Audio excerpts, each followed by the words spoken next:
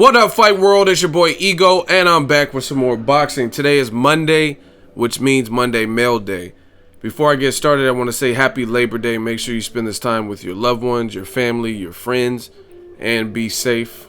And I got some questions selected. I thumbed up the question I'll be answering. Make sure you guys hit the like and subscribe button. Let's get it. So, first question comes from Omar Benitez. With the possibility of Arum going to Showtime, do you think this means Arum and Haymon will begin to seriously work together? Certainly a possibility. Because before all, I am a big boxing fan and I just want to see the best fights that could possibly be made. Whether some of my favorite fighters lose, I don't care. I just want to see them. As always, thanks for the content. No problem, and I agree with you. If you're a real boxing fan, that's why I don't understand when people say things like, oh, you're just a Floyd lover or you're just a PBC lover. That's that type of stuff more so than Floyd, because he's one person. When people say, oh, you just love PBC, you're a Haymon dick rider and all this stuff, who's giving us better fights? Volume, quality certainly hasn't been HBO. They can't even put together Curtis Stevens versus David Lemieux, right? Vasyl Lomachenko versus Nicholas Walters. All these fights fell apart, right? And a ton of other HBO fights are on pay-per-view. So, you know what I mean? At the end of the day, it's not about loving anyone. If someone's doing right for boxing, it is what it is. If someone's making more fights and better fights and keeping me entertained as a boxing fan, then it is what it is. I think Arum going to Showtime, it does open the floodgates. He settled his lawsuit with Al Haymon, so I agree with you, I hope. Because even if they're not, let's say, the biggest fight or the most meaningful fight, there's still a lot of damn good fights. Like even stuff like, to me, Jesse Vargas, Danny Garcia, or Adrian Broner versus Brandon Rios. That's a fight when they were all at around the same division, 135, 140. People were talking about Broner Rios. He's had some setbacks, but I mean, the guys that beat him are guys like Bradley and guys like Pacquiao. We don't know that Broner is at that level, you know what I mean, in terms of his boxing ability and or like just overall eliteness, if you will. So there's a lot of good fights if Arum opens up his fighters to the vast Al Haymon stable. So hopefully they can get it done and really work together. And I think this is just my opinion. It's not coming from Bob Arum. I do think Bob Arum is a smart businessman, and I think he realized the tide is turning. HBO don't have money. He literally said that in the interview. HBO don't have no money, so I'm meeting with Showtime. So I think for the sake of his business, he's willing to now reach out. There's a clip that I'll play right now from Dante's Boxing Nation. Make sure you subscribe to him. And he specifically asked, this is not that long ago, this is maybe 6 to 8 months ago, maybe, I don't know, but he asked Bob Arum personally, would you be open to working with Al Haymon? And Bob Arum said nope and walked away, right? So obviously, in hindsight, the lawsuit's over and HBO has no budget to even put on fights like Curtis Stevens, David Lemieux. And I think Bob Arum realizes sooner than later, instead of going under and like becoming harder and having to do like Pacquiao Vargas on your own, you want to network and you want to be able to open up and make money. That's why people are in the business. You know what I mean? McDonald's, they're not just selling cheeseburgers for charity. You know what I mean? Because if it was, they would give the cheeseburgers away. They're doing it to make a profit. They're not doing it just because they want to feed everybody in the community. You know what I mean? So that's the business. You're in the business, you're trying to make money. So I think Arum realizes that, and he realizes the lawsuit thing didn't fully work. He can't really stop Al Haymon. He can't get him for the Ali Act, so can't beat him, join him. Next question, Grape Drink 666. Do you think Al Haymon can sustain the PBC series for the long term? Sure, why not? I mean, it just started. People were really hard on the PBC. I never did that, because if it's good for boxing and it's something that sounds like it could work, boxing on network TV, I was willing to do it. You know what I mean? I had my concerns like everyone else. I was like, what the fuck?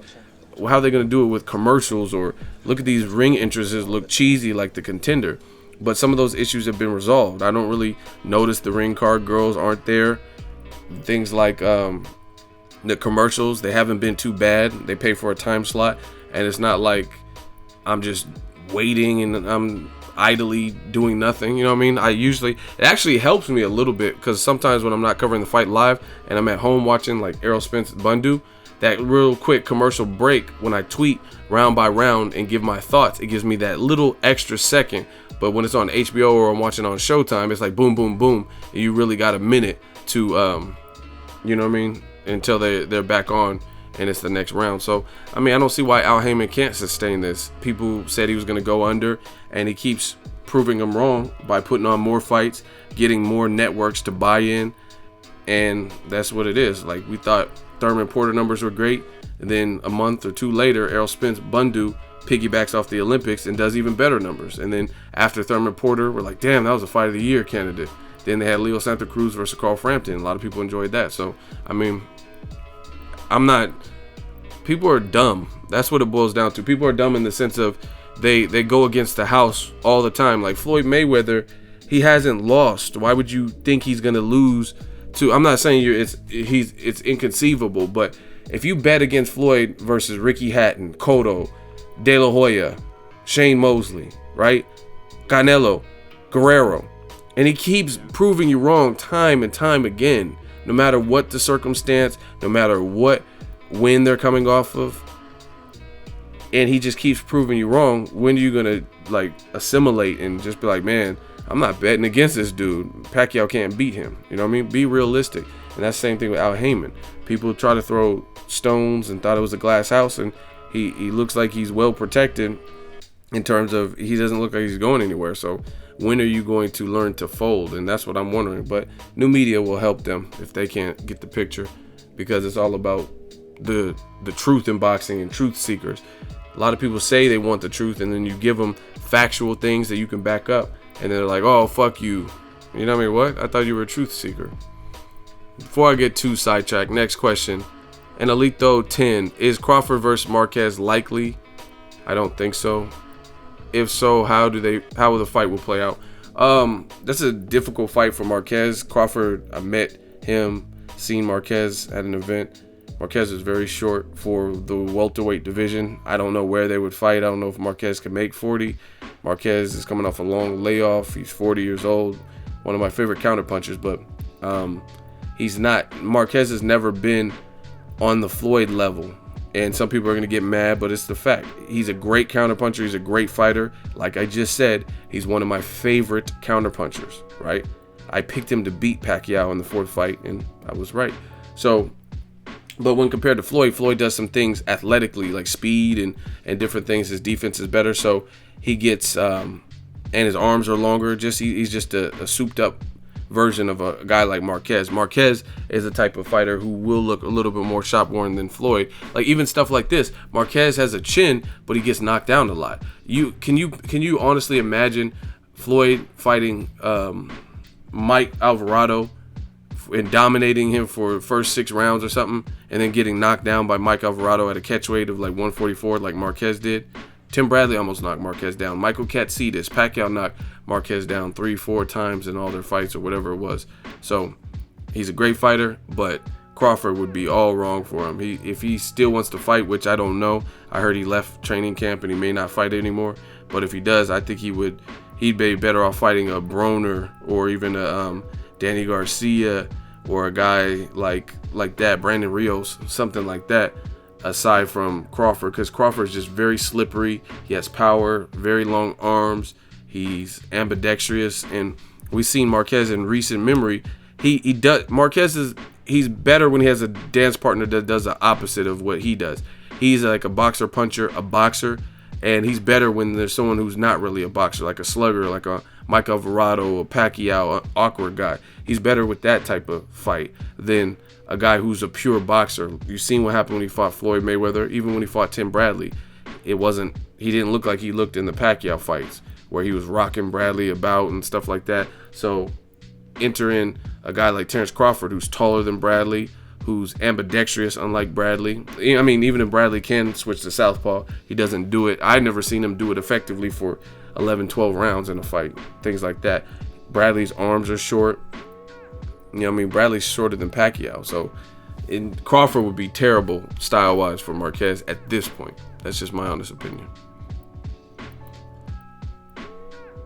Aviata Toma is the next question. Will you have more exclusive in-camp footage in the Virgil Hunter camp Heard there's some new faces coming around. Definitely new faces. Last time I was there, I seen Mike Perez, the Cuban heavyweight. Been in there with Brian Jennings. He was there. That dude is big too. I looked at him, pause, but I was right next to him, and this motherfucker's calves look like a oak tree or something. He was huge. I'm clearly taller than him and stuff like that, but he just, in terms of his, he's stout. He's just real, just big. His legs look big, quads, everything. He looks big. Andres Fanfara did a video about that. He's joining Virgil Hunter. Amir Khan's recovering from a hand surgery. I seen Peter Quillen. So yeah, I'm gonna try to get in there and connect with them. Ward Kovalev, huge fight, great meaningful fight for boxing. So stay tuned. I'll definitely try to get back in there and get some work for the fans. And let's go to next question. .com show. What's good, Ego? What's your channel? Watch your channel all day, every day. Keep doing what you're doing. My question is, do you think fighters should weigh in the day before a fight or the day of, so fighters won't rehydrate 20 to 30 pounds like Canelo Khan? I mean, in a perfect world, it'd be good if it went back to the old way where the fighters did the same day weigh-ins, but I doubt it. You know what I mean? I would prefer as much of a fair fight as possible. But see, if that was the case, you'll see a lot more people in this generation get exposed if they weren't coming in with a severe, massive amount of weight advantage. You know what I mean? Guys like Julio Cesar Chavez Jr., although he's exciting, I don't think he has the same discipline as a fighter. And I think what kept him in fights with other guys, Marco Antonio Rubio, and when he stopped Andy Lee, is because he was so much bigger than those guys. He's pretty big, so that kind of overcompensated. So I see a lot of people, if they did do same day weigh-ins and they're not rehydrating 20, 30 pounds, people would have to rely on skill instead of just size.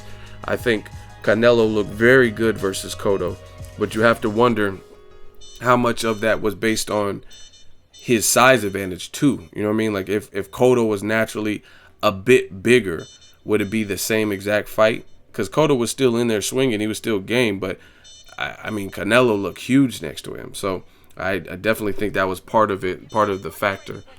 So, and I think Canelo can make middleweight. So it'd be nice to see the same day weigh-ins, but based on, there's no reason to change. There's so much you could change in boxing. It just doesn't look likely to me. Next question is from Obed Juicy. Ego, I love your channel. Keep up the great work. Thank you. Now my question is, if Canelo fights Triple G and gets stopped, how bad would that affect his career? That's a two-part answer. I seen Oscar De La Hoya taking L's and Pacquiao too, and they were relevant in the sport, making a lot of money. Why is Oscar so afraid? Canelo's still young, he can bounce back. Also a dream match, Ward versus Jones Jr. in their prime. Who would have won? Now, I talked about that with Troy King. I mean, I told you guys, my favorite fighter of all time, Roy Jones Jr., Mike Tyson, Prince Nassim, Muhammad Ali.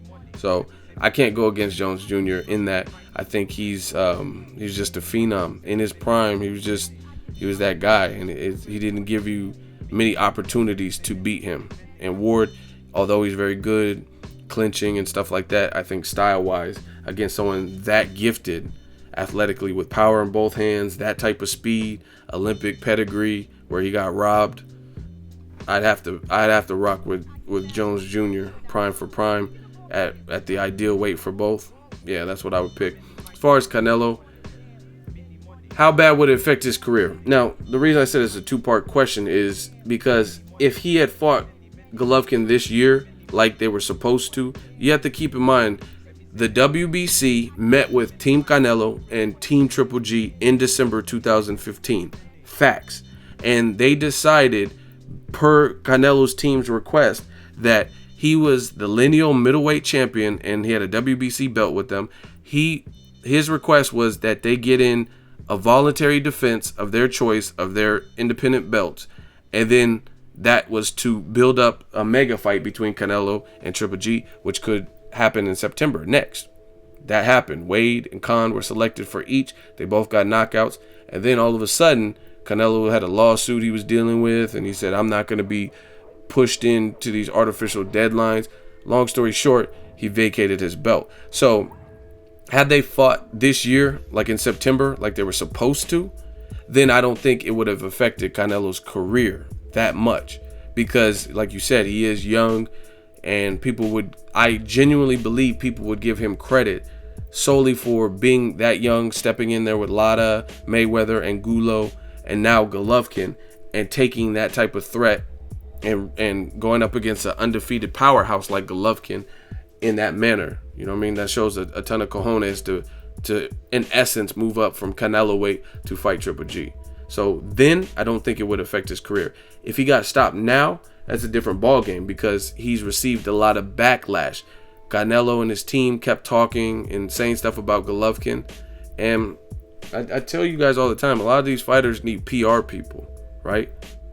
It is what it is, because some of the stuff that's being said, it doesn't help your cause. It doesn't make you look better. The consensus was you dropped your belt. That's a no-no in boxing. That's like in hip-hop to steal somebody's lyrics.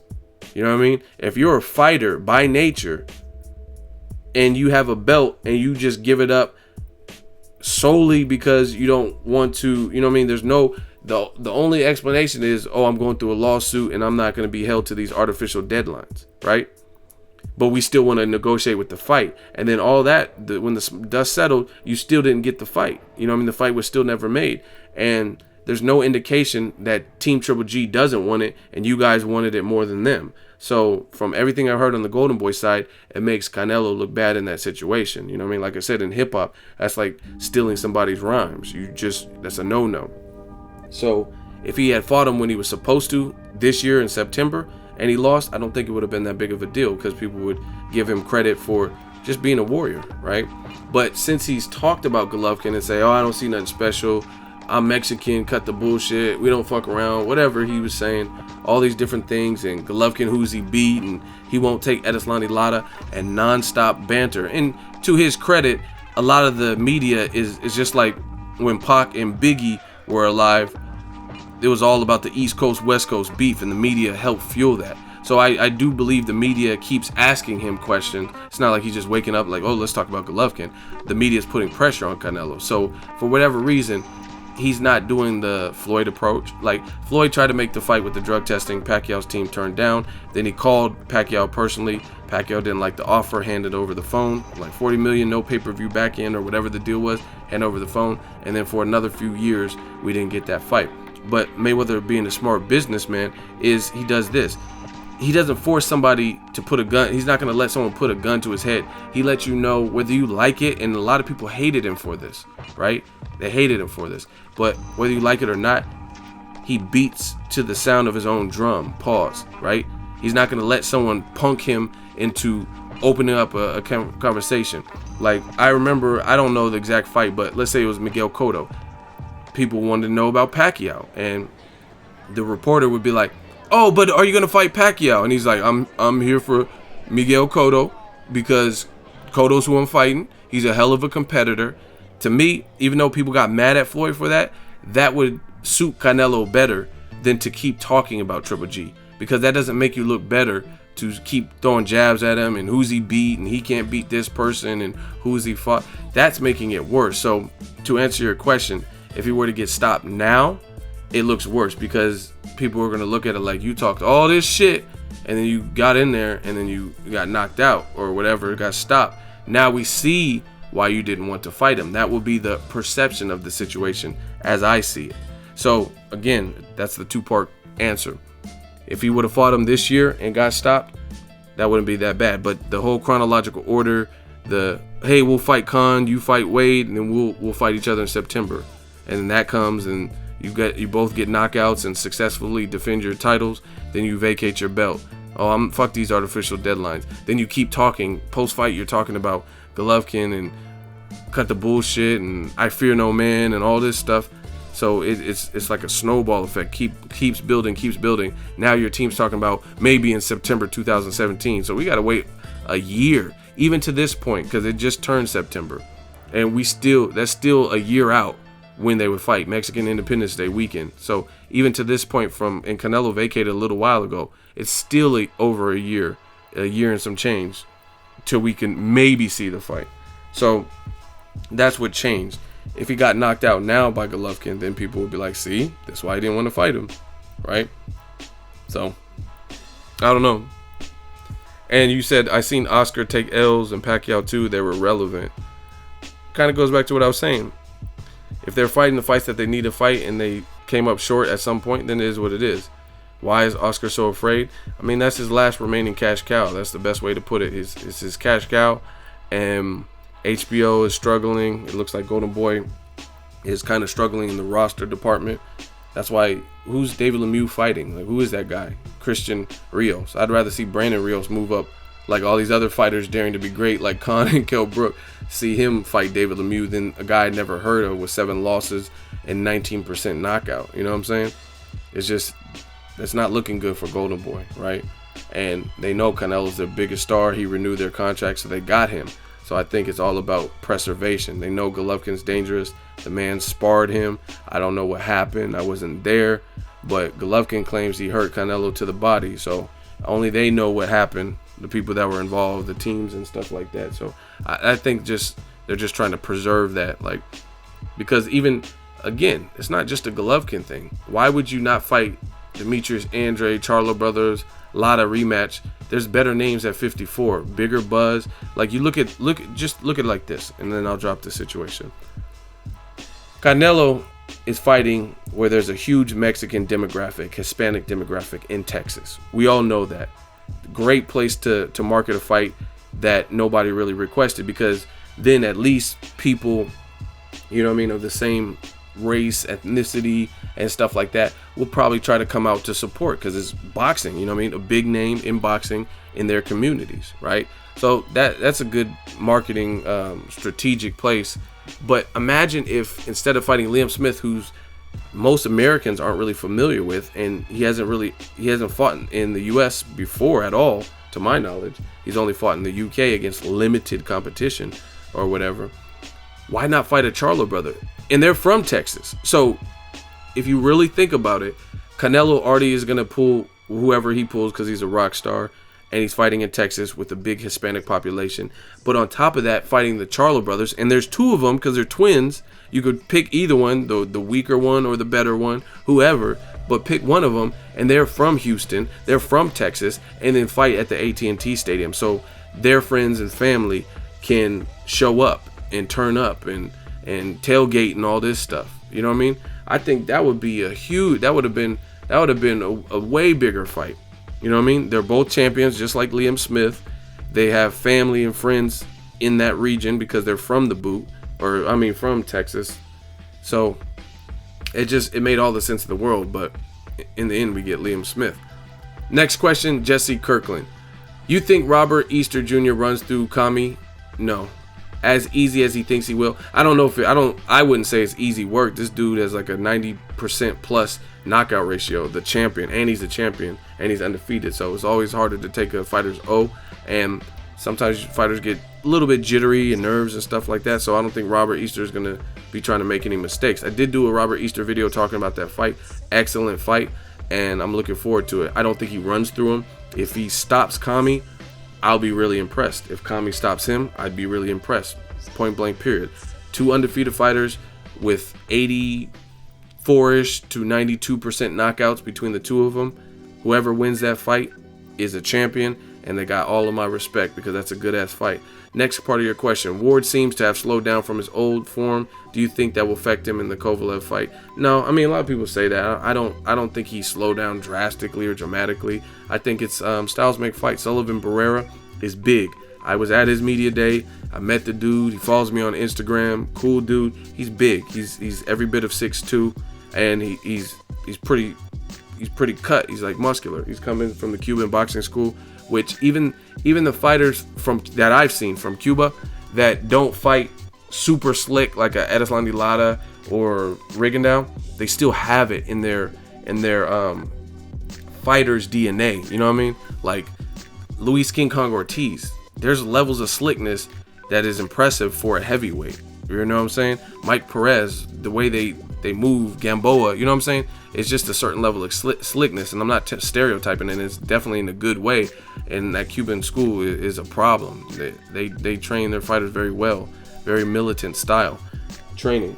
So that's my whole thing. That's who Ward fought, and it was first fight in the division. Plus he got a knockdown. So I mean, what is this? Everyone keeps saying, oh, he's not the same Ward. I mean, he knocked down a guy who looks bigger than him. His first fight in a new division at the full weight, and then Alexander Brand wasn't even trying to engage. So I think people will see when he fights Kovalev. I think it's a good fight. Kovalev's no pushover, but I don't think he's so much different from the Super Six. And even if he is, if people think that he is, Ward fought and won the Super Six with a fractured hand. His hand looked like a damn cow udder.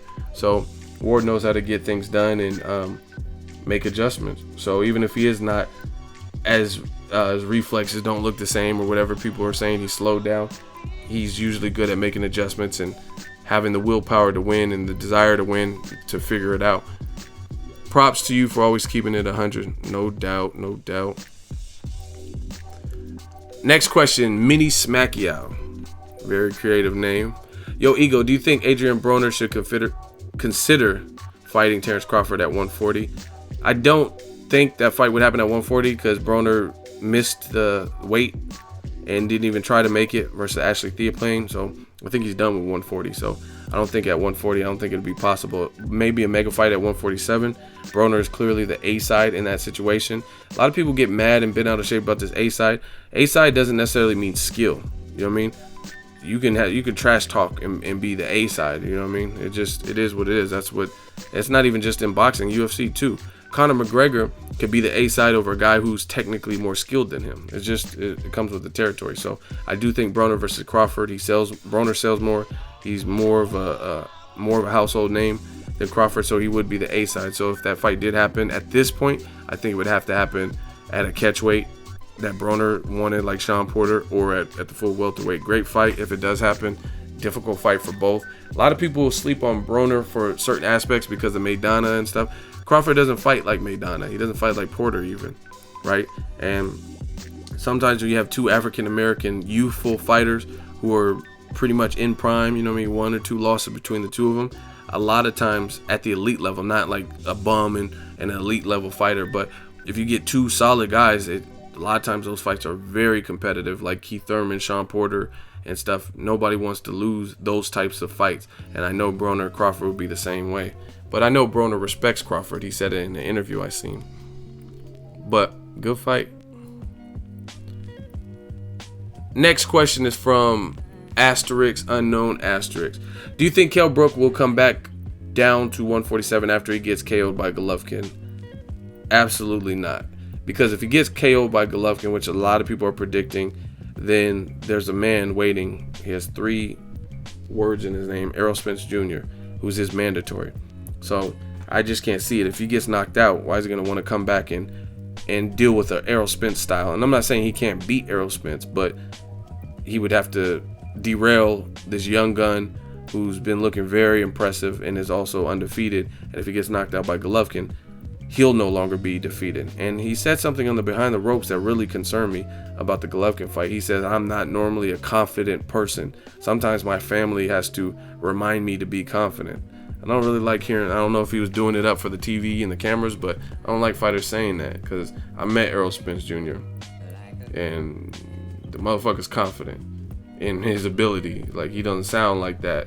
Like, oh, I don't know. I said, oh, what's your best weapon? He was like, he said, everything really. He said, I was like, what about your body shots? He said, yeah, now my body shot real crucial. You know what I mean? So confidence gets you far, and I don't know where Kell Brook's confidence would be after losing to Golovkin if he loses, which most people are projecting. So I don't know. I think 147, and especially to fluctuate your weight, he's 30 years old. I don't know. I just don't see it. So maybe go back down to 54 or something, or try to fight Khan at a catch weight or some shit. I don't know. Next question is Greg Saunders. Have you ever considered doing like an Ego Awards thing at the end of the year, like for the fight of the year, etc.? Or fighter of the year, fighter of the year. You almost threw me off with the ER. Yeah, I mean, I think of all different stuff. You guys are welcome to leave realistic, because I know if I throw it out there like that, you guys would be like, yeah, you should do a video in slow motion on a handstand drinking malt liquor and raw vinegar, apple seed vinegar. Like, no, I'm not doing that. Apple cider vinegar. Yeah, throw me your comments and suggestions. I definitely am open to doing stuff like that. Fight of the year. The only thing that sucks is I can't use like HBO or PBC clips and all that because you run the risk of copyright infringement. So I can't really show you highlights because I know how to edit. That's what I was doing, the directing and editing and stuff, videos, promo videos, so I could edit my ass off. Pause. But it's just I don't own PBC footage and stuff, so that's why I don't really do like highlight reels and all that like other people's channel. This is all cultivated and grown based off me talking boxing, you know what I mean? And as I expand and I start getting footage of my own that I own, stuff like that. Next question is Styles5150. Why won't the media publicly make it known how Saunders and Jacobs ducking Triple G like Canelo is? Also, do you think Triple G's height and weight size will be considered a small super middleweight if he decides to move up? Yeah, but I've seen worse. I would say, like, to me, when I think about it, I always think about the heavyweight division. The heavyweight division is by far the hardest division when it comes to a fighter with weight. Period. Right? Because those guys, not all of them, but a lot of those guys, one punch will fuck you up. That it's just single shots just because they're big, you know what I mean? Big grown ass men, right? So when I think of Steve Cunningham, a cruiserweight, he's ripped and in shape, and he's still not weighing more than like 208, 215. And he's going up against Tyson Fury, who God knows how much he weighed in that fight. I don't know, 250, 260. You know what I'm saying? So when I think of Golovkin, he's not going to be the biggest middleweight or super middleweight, but he's not going to be like Steve Cunningham versus Tyson Fury type situations, or Glaskov, another heavyweight who, you know what I mean, fighting Charles Martin, 6'4", big ass dude. You know what I'm saying? So it's not that unfair, if you will. Golovkin, I met him, pretty tall. I would say he's 5'10 and a half, 5'11, and he got power. And Abel Sanchez and team have made a big deal about Golovkin's power. He's a small middleweight, but he hits like a mule, and he knocked out cruiserweights in sparring. So, I mean, if you're knocking out cruiserweights, then you should be pretty versatile and be able to move up to super middleweight and make fights there. If you can knock out a cruiserweight with headgear and all this, you can knock out Lucian Bute and all this stuff with headgear, then I don't think Golovkin will have a problem being at super middleweight. I actually heard an audio from Abel Sanchez who said that, he'll probably be better at middleweight because he'll still be kind of small but able to move, and some of those guys are bigger, plus his power will be there. So he'll be all right if he moves to super middleweight. He has a lot of amateur experience and now professional experience. He's learning more and more. And as far as your first part, why won't the media publicly make it known Saunders and Jacobs ducking Triple G? I don't know who the media is that you're referring to, but I've definitely talked about it, and I know a lot of other people have talked about it. So the reason is it's never going to get as boisterous and vocal as a guy like Canelo, because Canelo is the guy who is being considered the face of boxing. He was the lineal middleweight champion after beating a legend like Miguel Cotto, and he's an A-side above all.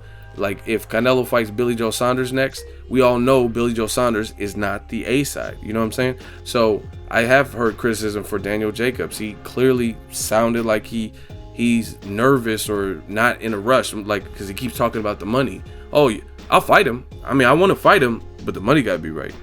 I mean, if is the money right, we could let it build. The money, you know what I mean? And fighters keep talking about money and stuff like that. You have to question that. So I think people have definitely given a fair critique and publicly made it known, as you said, that Saunders and Jacobs don't look like they want any parts of Triple G, right? And they definitely don't want short money. They want, like, man, you got to stack my chips like Pringles if you want me to fight this guy. But the thing is, they're not as big of stars as Canelo, so it's always going to stand out. If you got a Muhammad Ali and you got Floyd Mayweather, those types of guys who like kind of transcend the sport, their moves are going to stand out. Even Manny Pacquiao. Pacquiao is a known elite person. My mom watches no boxing. She wouldn't know Terence Crawford. I've covered 2 Crawford fights, I think it is, live as media, and I've told her, but she don't know who he is. You know what I'm saying? But she'll know Mayweather, she'll know Pacquiao, she won't even know a Golovkin because she doesn't follow boxing. So my point being is the A-listers are always going to have more of a microscope on them. You know what I mean? So Pacquiao fighting Vargas, that's always going to get more attention than Danny Garcia, Rod Salka, or whatever the situation. Hardcore boxing fans chewed Garcia up for the Rod Salka fight, but it's not making as much news. Like ESPN First Take talked about Pacquiao Vargas, but they didn't talk about Garcia versus Salka. You know what I'm saying? So that's just it. It comes with the territory. It's no different than any other celebrity. Like if you're Kim Kardashian and Kanye, well-known celebrities with 32 million followers and all this shit on Instagram, then everything Kim Kardashian does is going to be more under the spotlight. Or Kylie Jenner, right? All these people. Like Kim Kardashian is not the first person to give head and do a sex tape, but she's one of the most publicized for it. You know what I'm saying?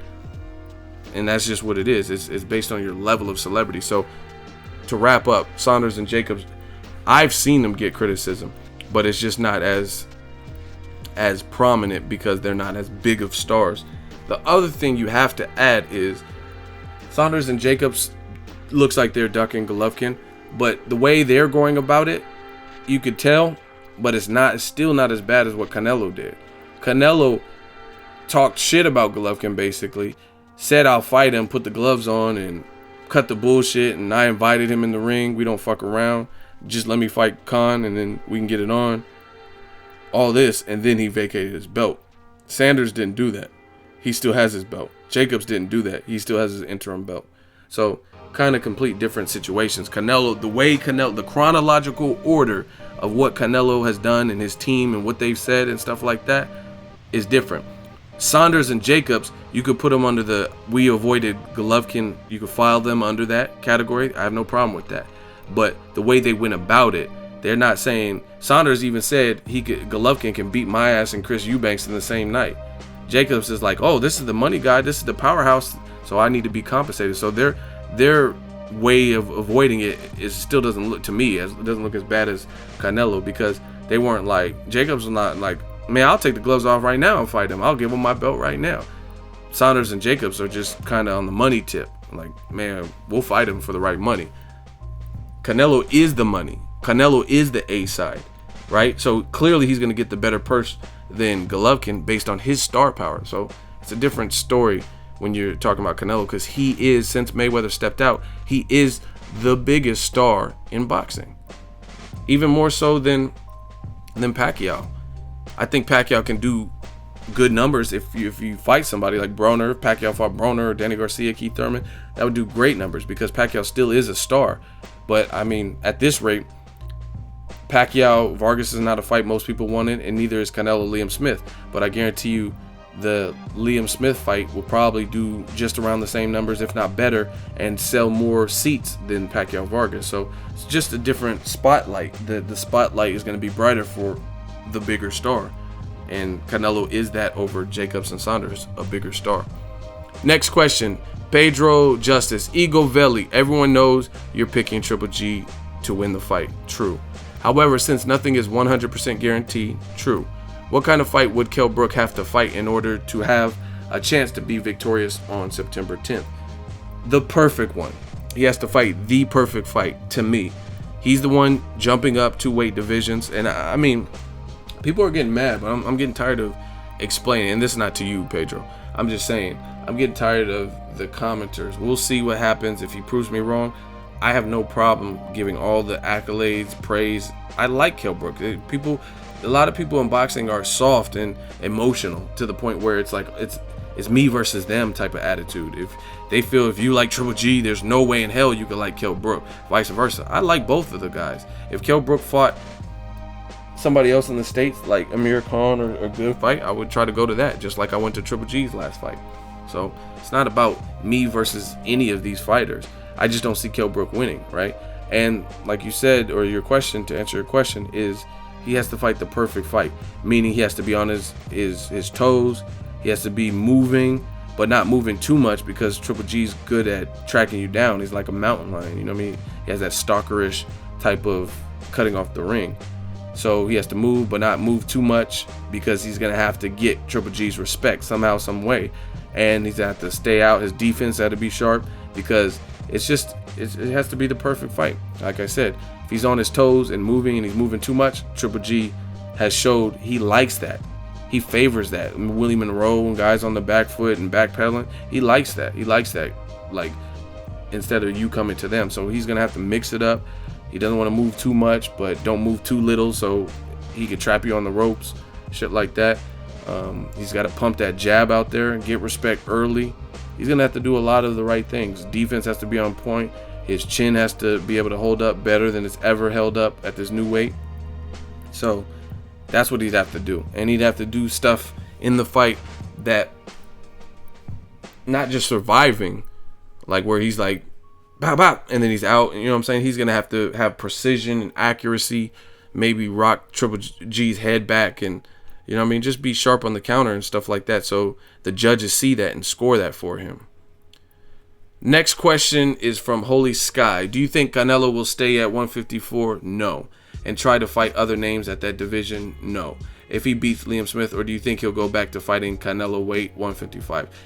I personally think it's not even going to be CaneloWeight, maybe higher catch weights or the full 160, like Gabe Rosado, Willie Monroe winner, Billy Joe Saunders. I think his team is realizing that with the Triple G pressure, and not just that, the fact that he's a developing young kid and he's strong and he's outgrowing his weight class, basically, is the best way to put it. So I don't see him coming back down to 54, so that's why the Liam Smith fight is, to me, kind of pointless. Canelo, I seen him in his training, his San Diego training media day and stuff. He looks pretty big, so I think the 54 is not where his body's at anymore. So I think personally he'll probably fight at higher than Canelo catch weights, 57, 58, like Cotto was doing, 59, stuff like that, or the full 160, instead of trying to fake. And there's too many threats that are high risk, low reward ish, you know what I mean? In terms of, like, you can fight Demetrius Andrade, but you're not gonna get the all-time greatest paycheck for that. You know what I mean? Like, you'll get Canelo money, good money, but it's not gonna bring the same money as a Golovkin, or fighting Floyd in a rematch, or fighting Cotto. So there's just so many threats at 154, and their names don't necessarily ring bells enough to the point where I can picture Golden Boy putting Canelo in with them. You know what I mean? Like Julian J. Rock Williams, the fans will give him credit. Real hardcore boxing fans will give him credit if he were able to beat a young undefeated guy like that, or the Charlo brothers or something like that. But that's just my opinion. Last question is from Cody8804. After Golovkin kills Brook harsh in the ring, will Brook fans finally stop saying he's big enough though? Or he's big though? Yeah, man. Size matters, and not necessarily in that way. Like, size is not the fix-all where you just, oh, I'm bigger than you know how many, this is different, but you know how many street fights I've seen where a fighter was clearly way bigger, and then the two people in the fight, and then the bigger person gets knocked out. I mean, you see stuff like that all the time. Just go to World Star and type in fights. You see that all the time. So it's not just merely about who's taller, who's bigger. Some fighters don't even use their height to their advantage. So there's way more things you have to account for. A lot of variables. Golovkin, decorated amateur. Rumor has it he's never been knocked out or knocked down. So according to that, it sounds like he has a chin. He has longer arms. He's a little bit taller. So Kell Brook just being big enough doesn't mean much. You know what I'm saying? But we'll see. Again, it's fight week, so it's not really nothing else to talk about. We're going to see very shortly what Kell Brook does. And again, if he does great, then he shuts up a lot of critics. He shuts up people like me who don't think he's going to win. And I have no problem with that. I love a good underdog story. Let me know how you guys think I did this week. Monday, Mail Day. Happy Labor Day. Try to get to a lot of questions, and I will be back. Hit the like button, the subscribe button. As always, hate, comment, and subscribe. Till next video is Ego. Sign up. So if you enjoyed this video and want more content like this on the channel, you can show your appreciation by going to the PayPal donate button or the YouTube support button. And you can donate any amount that you feel is equivalent to the value of this video. Much more to come. Thank you guys for your support. Boxing Ego, the future of boxing.